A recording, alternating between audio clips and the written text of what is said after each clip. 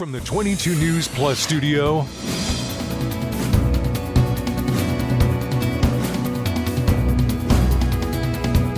this is 22 News in Focus with Patrick Berry. Hello, everyone, and welcome to this edition of InFocus. I'm your host, Patrick Berry. We're here in the 22 News Plus studios, and today we're talking about a recent report that came out of the Longmeadow school system about substance use among Longmeadow High School students. Joining me today across the desk is Ananda Lennox. She is the director of the Close Community Coalition of Longmeadow. Ananda, thank you so very much for joining me. I appreciate it. So, recently a report came out about the amount of substance use, whether it's alcohol, marijuana, or whatever else was on the list. How did this study come about? Was that part of your group that initiated the study? The UMass study, or you mean the school climate survey data? The one that we'll get into that you sent me. Okay, that is our school climate survey data. We've been doing that every year for several years now. It actually started either with the starting of the Close Coalition or even maybe before that, because you might be familiar with this, but most schools do some kind of school climate survey. Usually they want to assess like kids' mental health, whether they feel a sense of belonging at the school. And generally what they're trying to get to are protective factors, things that if they're in a kid's life tend to help them stay on a path of health and wellness and academic success. So yeah, we've been doing that for a long time. And the data that we collect, as I just mentioned, mental health. We also do things about any sort of biases, like if people ever feel excluded, so their race, gender, sexual orientation, city, all of that. And then, of course, we spend some time talking about substance use. And we always cover what I call the big three, for these years of growing is alcohol, marijuana, and nicotine. But then we also ask questions about prescription drugs because of the fentanyl crisis that we're living amongst right now. And then we also, depending on the population we're serving, we generally ask about energy drinks because, believe it or not, energy drinks can be a big deal, especially in the middle school and some of the high school students. It's funny you bring up energy drinks. I didn't think about it until you mentioned it, but they can be addicting in a certain way, especially among middle schoolers. Well, especially if you're a parent and you've ever had a preteen or a teen, sleep is always a challenge. So there's nothing like adding a lot of energy drinks to your diet to have battles about bedtime. Going to school exhausted, So the survey's done regularly. Yeah. In Longmeadow, aside from the substance stuff, were there other pieces of information that came from the study that sort of stood out? Oh, absolutely. What we look to do is one of the protective factors for students is do you feel connected with at least one adult in the building? So what we'll do is we'll break that down by all sorts of different demographics as long as we have enough numbers because we want everything to still remain anonymous. Right. So we might look for let's say we've had let's say our population has grown more diverse ethnicity-wise. And what we'll track with that is just sort of our students who are reporting, their demographics as Middle Eastern, are they feeling like they're connected? What about our Asian students? What about our Black students? What about our Hispanic? So we'll look at things like that. And then we also ask them about how connected do you feel with your fellow peers?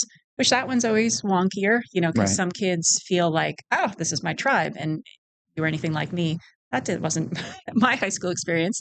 But so we ask a lot of questions like that. And and then we also ask them about how much sleep they're getting. And one of the things that I've really appreciated about Longmeadow is that they seem to be very progressive when it comes to making sure that their students are managing stress well. So they have a lot of questions about on a scale of 1 to 5, 5 being completely unmanageable. How do you feel about your stress load? And also on a scale of 1 to 5, how well do you think you can manage your stress load? Because there's a difference between having stress and being able to manage it and having stress and feeling like you're drowning. So they're always definitely staying on top of their mental health and how they're doing. I love the fact that data is collected, but the next step is, okay, what's being done with the data? Lots of things. Good. That's good, though. Yeah. Usually, people collect data and well, that's fascinating. Okay, put that in the file drawer and move on. Well, that's I work for a drug-free communities grant, Close Coalition. That's our funding, and it comes from the federal government. And this is the third one I've worked for now. And a lot of the reasons that coalitions such as this one exist is because the schools were collecting data, but they just didn't have anybody on site who could do anything with it. Okay. Longmeadow is a little bit of an outlier because even before they had the Close Community Coalition, they're one of the few districts that has a substance use response coordinator. And that person is Shelley Warren. She's been in the district for a long time. I think she started off as a history teacher, then she was an adjustment counselor. And now she does just specifically kids that are having any chemical use infringement policy issues, or kids that just need some help and maybe don't want people to know about it, or if a parent has a concern. So she's like a tier 2, like I'm like a tier 1, like we're trying to make sure prevention is getting out to everybody and the parents, and she'll be like the next step, tier 2, tier 3. So I believe even before CLOSE started, they were doing something with the data, but then when they applied for the grant and they were able to start the coalition, then we can dig in more and see what kind of things need to be done. So an example of that would be, and this is another thing that Shelley started, we have a student group. Most schools will have some kind of SAD chapter, like Students Against Destructive Decisions. What we have at ours, because the students named it, is Students Together Against Negative Decisions. And these kids are amazing. And she also runs a peer leader program. So she does peer leaders, I do STAND. And what we do with some of the data is we collect the data and we work with the STAND kids, and we'll have them help us design what are called social norm posters. So some of the questions we ask students are, how many kids do you think do drugs, right? Like, and then we actually ask kids, like, do you use drugs, right? So then we compare those numbers and we'll be like, okay, like our data this year is saying that only 2% of the high school kids are vaping, but they think that 80% are vaping. And so we'll find those discrepancies in what people perceive and what's actually happening. And then we'll highlight that in a poster campaign. And we have the students help us design it. It sounds like asking kids and asking adults. You ask me, 80% of the students are vaping, but it's probably only 2%. Right. And it's tricky because your perception can be so skewed by who you spend time with, right? Like if you have a bunch of friends who are vaping and you ask them, how many people do you think vape? And they're going to be like, everybody. Oh, yeah. And then you'll be like, well, do you? Well, no. I'm like, okay, so 99%. And then kids that just aren't in that environment will be like, I don't know really too many. I haven't seen anybody in the bathroom. So they'll be like, I don't know, maybe 50%, and they really just don't know. So we take that data. And one of the examples is when the student group that I work with, we'll have them help us design social norm posters to try to correct those misperceptions. I think it's tricky in a high school because high school students have that confirmation bias. And so they'll see those social norms. I don't know if it sways them as much, but I think it's really helpful when we do it in the middle school, because middle school students a lot of times are at that age where the majority of them have not even tried a substance yet. Right. And so they'll be pretty honest on their surveys and say, yeah, I haven't done this, but they still inflate the number of kids who do. Like they just assume other kids are doing stuff that they're not doing. And so the social norms in that environment, I think, is really helpful because it kind of, I think, helps the kids realize that they're the norm and not an outlier of any sort. The other thing we do is based on what use rates we're seeing, like vaping has been the bane of my existence ever since pre-COVID.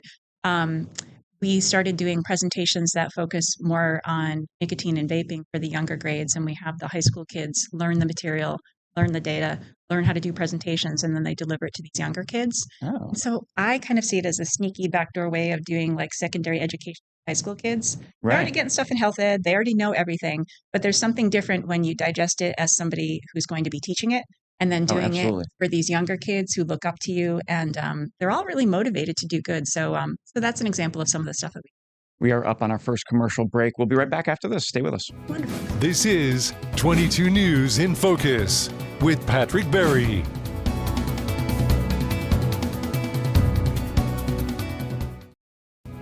This is 22 News in Focus with Patrick Berry.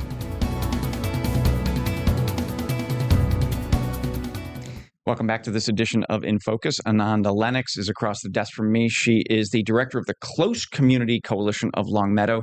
We're talking about a recent report of substance use, and I won't use the word abuse, but it's substance use coming out of one of our local school districts, and that's in Longmeadow. Ananda, thank you so very much for joining me. Fascinating conversation to this point, just to hear how data is collected, how what's being done with the data, because a lot of times, school districts or companies even will collect data and nothing ever comes of it. So it's good to see that you've got several years of information and you're being proactive with that. So I want to pull up now the first slide of data that you sent me. So this is the Longmeadow High School student reported past 30-day use, 2016 versus 2025. And it's a good-looking trend line, isn't it? It is. I mean, so in the last 9 years, virtually everything's gone down, if I'm reading this correctly. You're correct. That's got to be great news, not only for you, but for the teachers, administration of the Longmeadow schools, and the parents of Longmeadow. Yeah. And I think a lot of that has to do with like, we've become much more progressive over the years when it comes to prevention. I think that I've been doing this for about 15 years. And when I would first talk about this in school districts, everybody was like, yeah, that's important. Of course, we know we need to cover drugs, but it was like a small part of the health curriculum and you just kind of got it done. And I think, we can definitely say Longmeadow's doing a great job, but I do know, having worked in West Springfield beforehand, we also saw similar drops.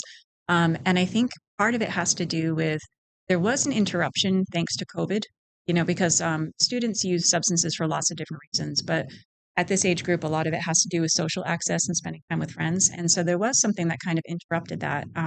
And I'm not saying that's what causes this drop, but I do think there was a pause. Okay. And there was probably a little bit of chance for some students to not get exposed at the age that they normally would have been exposed to. And it kind of caused a shift in some of the use rates. So that's one of the things that we've seen. But the other is just that health education and coalitions such as myself are just much more proactive about making sure the information gets out not only to students about the health effects and the risk of addiction, which is something that seems to be really something that's a greater risk for young brains versus older brains, and making sure the parents have the same information. Because if you've ever followed like marijuana, for example, wow, it's very different than it was in the 70s, 80s, and 90s, Well, it's interesting because a couple of weeks ago, I had one of the commissioners from the Massachusetts Cannabis Commission on the show, and he said that exact same thing. He said marijuana is much stronger nowadays than it was in the 70s and 80s and 90s, when we were growing up. He said, but it's controlled now. It's true. Yeah. So it's interesting, going back to this slide, if you look at that, the third one from the left, the cannabis one, it's declined in the face of legalization, right? Which is really weird. Impressive, and it's hopeful. I like that. It's hopeful. Yes. But one piece of information right there caught me off guard. Yeah. That it's declined right since it's been legalized. Yeah. I was really worried when marijuana first got legalized, not because I was necessarily against it. I remember being pro medical marijuana, and I was definitely pro decriminalizing it. I didn't think that was right, that people should be going to jail or prison because of marijuana charges. But having worked in this field, of course, my lens is always going to be like, how is this going to, there's always those inadvertent, ramifications that come with any choice that we make in the world, right? Especially when sometimes it feels like public health is versus capitalism in some ways. Right. But what I was worried about initially was just how many different forms of access you can get marijuana now. It's easier to be discreet with it, which is one of the things that I worry about with adolescent access and use. Because if you lit up a joint in the 70s, 80s, 90s, you smelt it, everybody knew what was happening, and it was stinky, and so it was really hard to hide. Today, nobody cares. It's not that nobody cares, but just part of it is like you can get a dab pen. The smell is much less. You can get a what? A dab pen. Okay. So a dab pen is like you have a to vape. Educate the old man across the table. Absolutely. So a dab pen is very much like a vape, but instead of having like an e-liquid inside, it has more of a viscous oil, and that's the cannabinoid and THC oil combination. Okay. And it heats it up just like you would with a vape, and you pull on it, and you can exhale and you get high from that. Is it smoke? It is. Yeah, I mean, technically, it's not combustible smoke, so it's more like a vape where it's getting aerosolized. Okay. So I don't think it's great for your lungs. Like, I think I'm not ingesting anything. I'm not a doctor, right? So, but I think that there's the combustible marijuana. I know that they used to do studies on lung cancer and cannabis, and for some reason they never found a real link. I'm not sure why. There was some theories that maybe THC has some protective factors that help outweigh, the tar that you're breathing in. But yeah, with vapes, you're just breathing in this. I don't remember what the base is for THC. I know for vapes, it's like propyl glycol, and we know that's bad for your lungs. But anyhow, my point is that it's easier to use marijuana discreetly compared to how it used to be. Right. And then with it being legalized and with the dispensaries, I think the biggest concern, and we've had this around, more importantly, pets and young children, is the amount of edibles that can be now. Right. And with the potency levels being high, edibles always had a higher potency than smoked marijuana, but now you're looking at something that could be like 80% THC, and a single serving might be 1 square of chocolate. And if you don't lock that up and a toddler gets into it, or your dog, I know we had a huge uptick in ER visits for dogs about 10 years ago. Cats don't seem to like it. and then children too, Right. so that was one of our concerns. But yeah, there's just a lot of different avenues for getting THC into your body, and with it being more socially acceptable, and with more parents using it, because now, like maybe they Yeah. didn't before because there was a stigma attached to Right. it, but now they might be finding like, I actually think it helps me relax, or whatever the reason is, they're legally allowed to do so. But whenever you legalize something for adults, there's always some that trickle down to adolescents. So I was really pleased to see that our numbers haven't been going haywire. I'm going to pull up the next slide here. This is past 30-day use for 10th and 12th graders. Yep.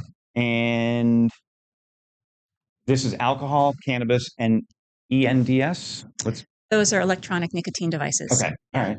So again, alcohol seems to be on the drop. The 12th grade cannabis, it's down overall, but a little bit of an uptick recently. Yes.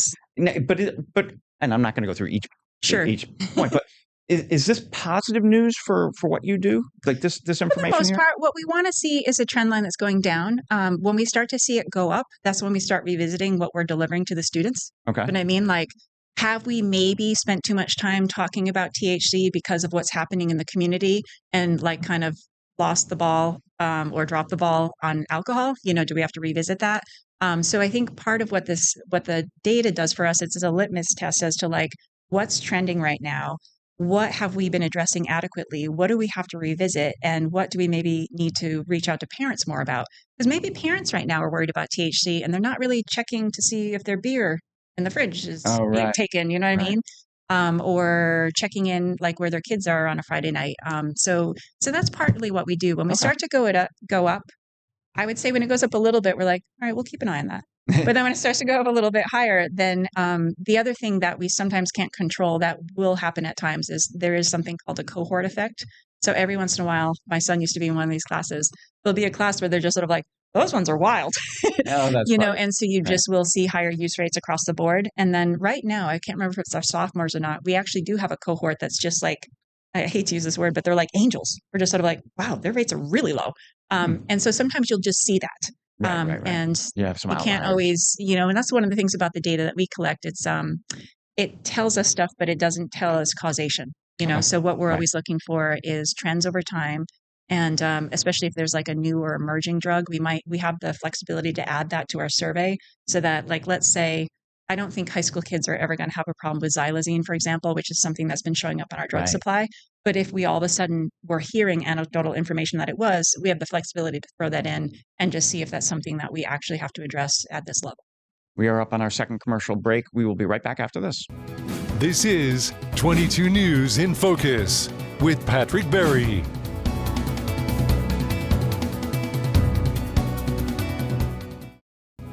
This is 22 News in Focus with Patrick Berry.